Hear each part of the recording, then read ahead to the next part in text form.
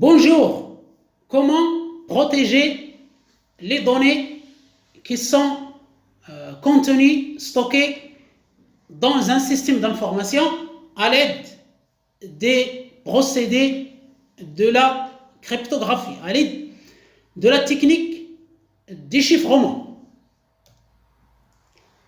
Tout d'abord, qu'est-ce que la cryptographie? La cryptographie est l'art et la science qui consiste à sécuriser la communication en transformant l'information, le message, de manière à ce qu'il soit incompréhensible pour toute personne qui n'est pas autorisée à à consulter ce message. Bien sûr, pour lire ce message, pour consulter cette information, il faut disposer de la clé de déchiffrement appropriée. La cryptographie est utilisée pour protéger la confidentialité, l'intégrité et l'authenticité des données et des communications, et ce, en empêchant les tiers non autorisés d'accéder à ces informations. La cryptographie avec la cryptanalyse, c'est-à-dire l'inverse de la cryptographie, le déchiffrement de messages sans avoir de clé de déchiffrement. La cryptographie qui consiste à crypter, à chiffrer des messages, avec la cryptanalyse qui consiste à chercher, à contourner ce chiffrement et à déchiffrer les messages, l'information. Ces deux concepts, lorsqu'on les assemble, ils nous donnent la cryptologie. La cryptologie, la science des cryptages, qui est basée sur les mathématiques. La cryptographie est une technique très ancienne. Elle est utilisée par les armées, par les diplomaties. Ça fait très longtemps jusqu'à aujourd'hui. Elle est toujours utilisée et nous l'utilisons couramment sans en rendre compte lorsque, par exemple, on se connecte à notre compte bancaire ou bien à un site web sécurisé. C'est la cryptographie qui permet de protéger nos informations. Le principe fondamental de la cryptographie consiste à faire un système de cryptographie complexe selon les fonctions mathématiques, c'est-à-dire une fonction mathématique très complexe. Par exemple, le chiffrement asymétrique RSA, qui est basé sur la difficulté à factorialiser de grands nombres entiers premiers. Le principe, bien sûr, est que les fonctions de cryptage sont publiques. Tout le monde peut connaître comment on crypte un message. Il faut seulement que la clé de déchiffrage, que la clé de décryptage soit secrète. C'est-à-dire qu'il faut seulement cacher la clé de déchiffrement. Il s'agit du principe de Kirchhoff. Passons maintenant en revue quelques concepts de base de la cryptographie. Tout d'abord, le chiffrement. Qu'est-ce que le chiffrement? C'est le processus de conversion des données lisibles qu'on appelle le texte chiffré, bien sûr en utilisant un algorithme et une clé de chiffrement. Donc il s'agit de convertir un texte en format illisible. On ne peut pas le lire directement sans avoir une clé pour le déchiffrer. C'est le texte chiffré. seulement lorsqu'on dispose de la clé de déchiffrement qu'on peut restaurer le texte chiffré, c'est-à-dire le restituer à son état d'origine. Donc le chiffrement, convertir un texte lisible en texte chiffré à l'aide d'un algorithme mathématique et d'une clé de chiffrement. Maintenant la clé, elle est très importante en cryptographie. Il y a deux types de clés. La clé pour chiffrer, la clé de chiffrement, pour crypter les données, et la clé de déchiffrement, c'est-à-dire la clé qui permet de décrypter, de déchiffrer, de lire en clair le message crypté. Une clé peut être à la fois une clé de chiffrement et de déchiffrement. C'est comme dans le chiffrement symétrique. Ou bien, il faut une paire de clés, c'est-à-dire deux clés, une pour le chiffrement et une pour le déchiffrement. Troisième concept de la cryptographie, c'est la cryptanalyse. C'est l'étude de méthodes qui visent à casser les systèmes de chiffrement, c'est-à-dire à trouver la faille du chiffrement pour accéder aux données chiffrées sans avoir la clé de déchiffrement appropriée. Les personnes qui pratiquent la cryptanalyse essayent de trouver les vulnérabilités dans les algorithmes de chiffrement.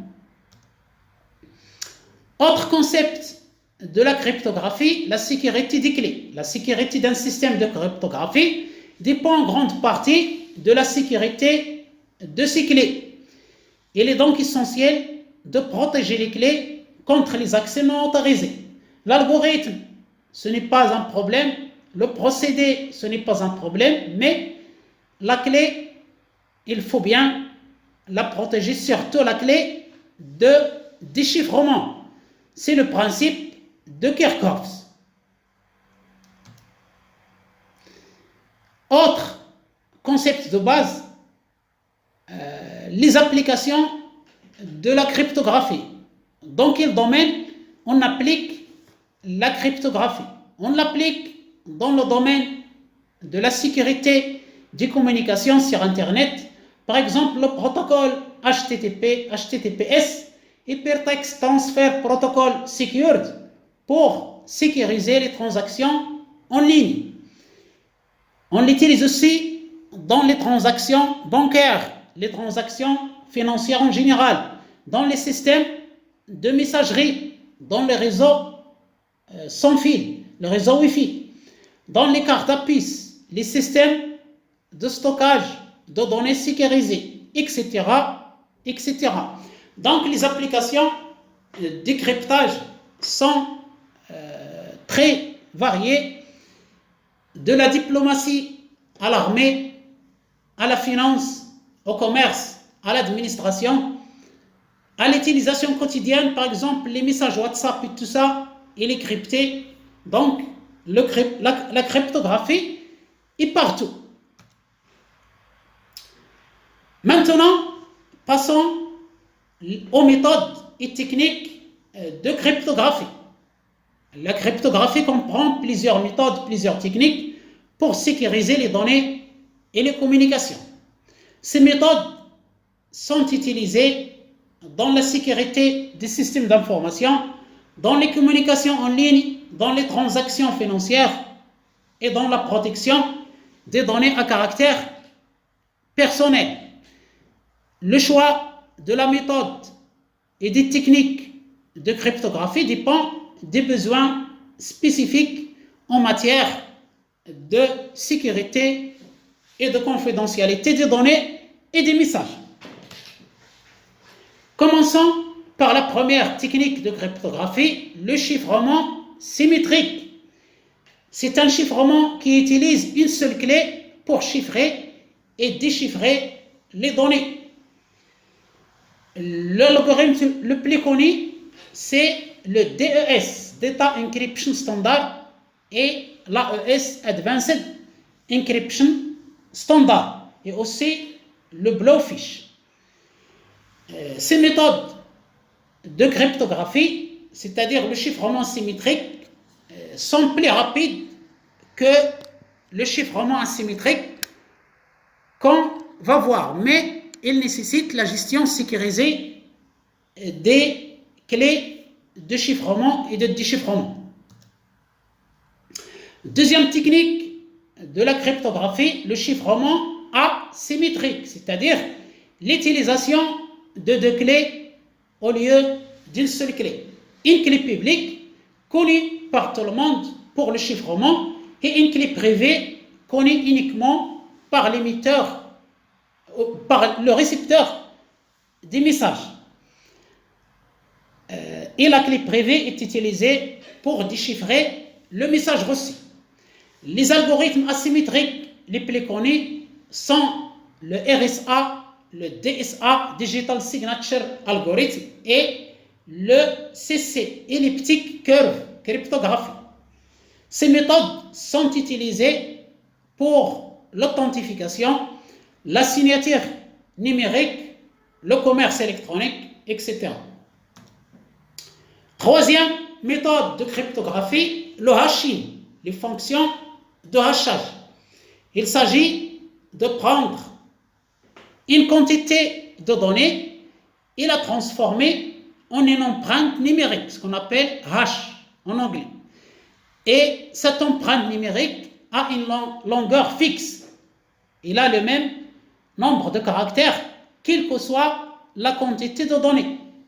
Les algorithmes de hachage les plus populaires sont le SHA 256, Secure Hash Algorithm, 256 bits, et la famille MD, MD1 jusqu'à MD5, Message Digest. Les fonctions de hachage sont couramment utilisées pour vérifier l'intégrité des données. La signature numérique, c'est une technique permettant de prouver l'authenticité d'un message ou d'un document électronique. Elle est générée à l'aide d'une clé privée et peut être vérifiée à l'aide de la clé publique correspondante. On emploie les techniques de chiffrement asymétrique comme l'algorithme RSA. Voilà quelques exemples de signature électronique des administrations. Donc, il est utilisé pour signer le document électronique en format PDF et un certificat de signature permet de vérifier qu'aussi bien la personne qui a signé est la personne authentique, c'est-à-dire la personne qui détient réellement la clé ou bien le certificat de signature électronique. Autre chose concernant la cryptographie, l'infrastructure à clé publique, PKA, Public Key Infrastructure. C'est un ensemble de protocoles, de normes et de services qui permettent de gérer les clés publiques, les certificats numériques, les autorités de certification. Elle est utilisée pour établir la confiance dans les transactions en ligne, les transactions financières, les communications sécurisées et les signatures numériques. L'algorithme SSL, TLS, Secure Sockets Layer et Transport Layer Security sont des protocoles de sécurité qui sécurisent les communications sur Internet. Ils sont couramment utilisés pour établir des connexions sécurisées entre les navigateurs web et les serveurs web. Donc, ils sont utilisés par les sites web pour les sécuriser. Le chiffrement de disque, il permet de protéger l'intégralité des données enregistrées sur un disque dur ou bien autre type de périphérique de stockage. Par exemple, une clé USB, par exemple, une bande de sauvegarde. Pour Windows, il y a le chiffrement de disque BitLocker, et pour Mac, il y a le chiffrement de disque FileVault. Voilà des exemples de logiciels de chiffrement de disque. Autre méthode de cryptographie, le chiffrement de bout en bout. Cette méthode garantit que seul celui qui a envoyé le message et son destinataire qui peuvent lire les messages. Le propriétaire des serveurs de messagerie ou bien de la plateforme de communication ne peut pas accéder au contenu. Par exemple, les messageries WhatsApp et Signal utilisent le chiffrement de bout en bout. La société Meta ne peut pas lire nos messages échangés à l'aide de l'application WhatsApp, par exemple. Autre technique, le chiffrement homomorphe. Il s'agit de chiffrer des données et de permettre de les traiter, c'est-à-dire de réaliser des opérations, par exemple le tri, les calculs, etc., sur ces données chiffrées sans avoir besoin de les déchiffrer.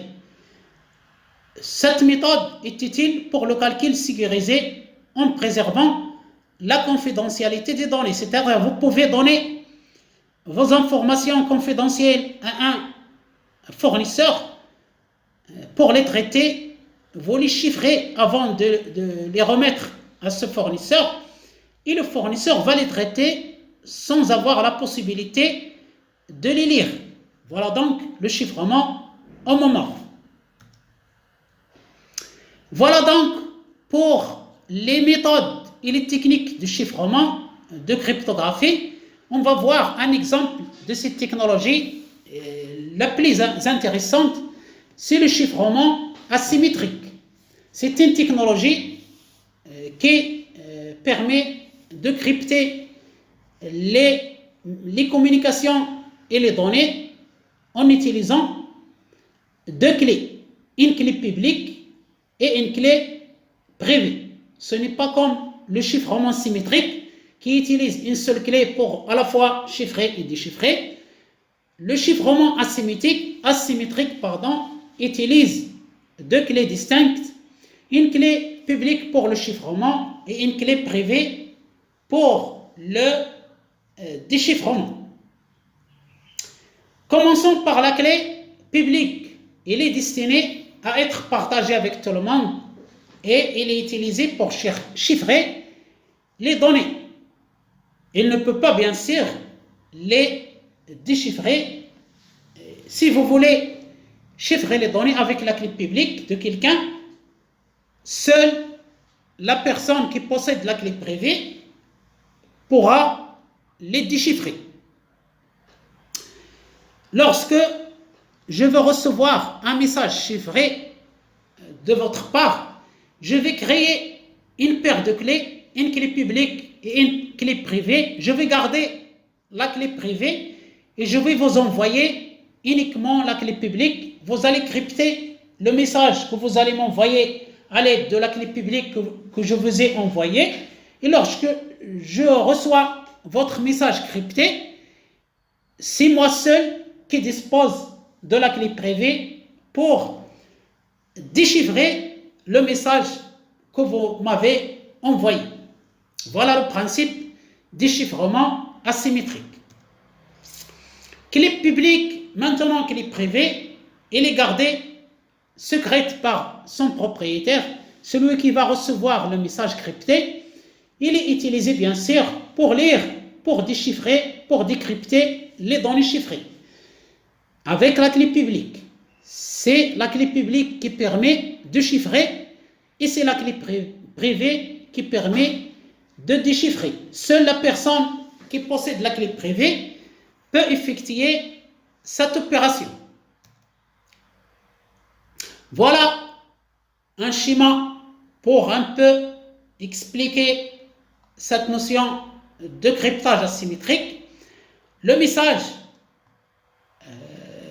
Monsieur Alain, par exemple, veut envoyer un message crypté à Madame Catherine. Madame Catherine va créer deux clés, une clé publique et une clé privée. Il va garder la clé privée pour elle. Il va envoyer la clé publique à Monsieur Alain. Monsieur Alain va crypter le message avec la clé publique envoyée par Madame Catherine et envoyer le message chiffré. Même si un hacker, un pirate informatique a intercepté le texte chiffré, le message chiffré, et la clé publique, il ne peut pas déchiffrer le message parce que la clé publique ne permet pas de déchiffrer le message. Seule Madame Catherine va décrypter le message parce que c'est elle qui a la clé privée gardée. Il ne l'a pas envoyée sur le réseau de communication. Voilà donc pour le chiffrement asymétrique à l'aide de deux clés. Clé publique pour chiffrer et clé privée pour déchiffrer. Le chiffrement asymétrique est couramment utilisé pour sécuriser bien sûr les communications sur Internet, notamment pour l'échange des données sensibles comme les transactions financières, les transactions bancaires en ligne, les courriers sécurisés, les connexions VPN, Virtual Private Network. On utilise souvent l'algorithme RSA qui est l'un des exemples les plus connus de chiffrement asymétrique. Il y a aussi l'algorithme ECC, elliptic curve cryptographie, et le DSA, Digital Signature Algorithm. Le chiffrement asymétrique présente l'avantage de permettre des communications sécurisées sans que les deux parties aient besoin de se mettre d'accord sur une clé secrète commune. Ce n'est pas comme le chiffrement symétrique, mais le chiffrement asymétrique, le chiffrement asymétrique est plus lent que le chiffrement symétrique parce qu'il est complexe. Il faut des calculs mathématiques très lourds, très impliqués. C'est pourquoi il est utilisé en combinaison avec le chiffrement symétrique pour assurer une sécurité optimale. Autre problème concernant le chiffrement asymétrique, comment être sûr que la personne qui a envoyé la clé publique et qui a gardé la clé privée pour décrypter le message, comment garantir que c'est bien la bonne personne, la personne authentique qui nous a envoyé la clé publique, qui nous dit que ce n'est pas un pirate informatique, que ce n'est pas un hacker, que ce n'est pas une partie tierce autre que la personne qui attend qu'on lui envoie un message crypté. C'est ça le problème. Pour résoudre ce problème d'authentification de la personne qui détient la clé privée et qui envoie la clé publique, il y a ce qu'on appelle les autorités de certification. Une administration ou bien une entreprise certifiée qui délivre des certificats de sécurité, c'est-à-dire des documents électroniques qui disent que la personne X possède la clé publique telle, donc il permet de vérifier l'authenticité et que la personne qui détient la clé privée et nous envoie la clé publique, et bien la personne à laquelle on va envoyer le message crypté à l'aide de la clé publique selon le système de chiffrement asymétrique. Voilà donc pour cette partie de protection des données à l'aide de la cryptographie. Si vous voulez faire une recherche sur Internet de l'algorithme RSA utilisé, dans le chiffrement asymétrique. RSA, ce sont les trois initiales de trois chercheurs qui l'ont décrit en 1977. Il s'agit de Ronald Rivest, R, Adi Shamir, S, et Leonard Adleman, A, RSA. Il a été breveté par le MIT, l'institut célèbre des États-Unis, en 1983, et le brevet a expiré en 2000, c'est-à-dire il est devenu libre. N'importe qui peut utiliser cet algorithme RSA pour effectuer un chiffrement asymétrique. Voilà donc pour la cryptographie. Je vous remercie infiniment et à bientôt.